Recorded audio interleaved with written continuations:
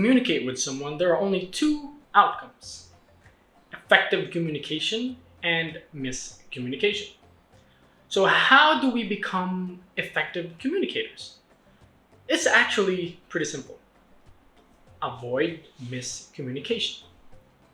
And you might be thinking, well, then how do I avoid ineffective communication? When you're driving a car, how do you avoid a car accident? You look around, you pay attention to your surroundings, you slow down when you don't know what you're doing, you follow the signs. Avoiding ineffective communication is kind of like that. You need to pay attention, slow down, learn what the meaning of the signs. Becoming an effective communicator, you must become a proactive communicator. So what does proactive mean? Proactive means to take initiative, to activate or adapt. A proactive communicator listens to comprehend. A proactive communicator is eager to learn and adapt. A proactive communicator asks questions for understanding and not trapping. When an ineffective communicator listens, he or she is only waiting for their turn to speak. They don't ask questions unless it's for a personal agenda. They don't want to change. They expect everyone else to adapt them. Have you ever been in a conversation and you knew that the person was hearing you but not listening? Just waiting for you to be done? How did that make you feel? Now, here's a question. Have you ever heard someone speak without really listening? What was the situation? Maybe you were bored. Maybe you were in an argument and you were angry. How did those situations work out? If you are not proactive, you will be reactive. When you put a base and acid together, it will cause a reaction.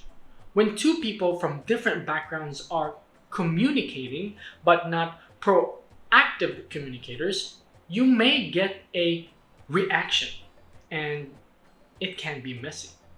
Sometimes reactive communicators give an emotional response. When they get offended, they feel the need to be offensive.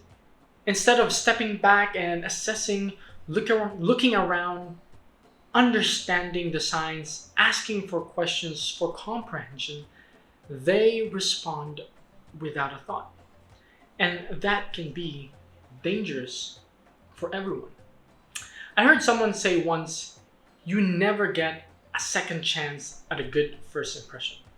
If your first impression to someone is a reactive communication, that can ruin a relationship before it even starts. And when you work with other cultures, you can ruin your chances of being accepted in a village or even an entire people group. Have you ever worked with a reactive communicator? I know I have. He would take everything as, a personal attack or a threat. And after all was said and done, he always had the same script. Oh, I didn't mean it. It was unintentional, or my favorite, this is just who I am. You need to stop me when I act like this. As missionaries, we are cross-cultural communicators. And as cross-cultural communicators, we must be proactive. We cannot say, they need to adapt to me. We cannot wait for someone to understand us. We must be understanding. We must be the understanding one.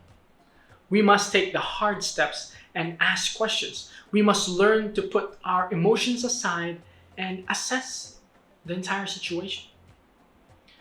When you communicate, you must always think of the receiver. And each receiver is different. I cannot stress this enough. We must take the initiative. We cannot wait to be understood. We must take the active effective steps to be understood and to understand.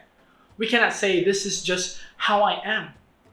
A good communicator can learn to speak to 1,000 people in one way, but a great communicator will learn to speak 1,000 ways for just one person.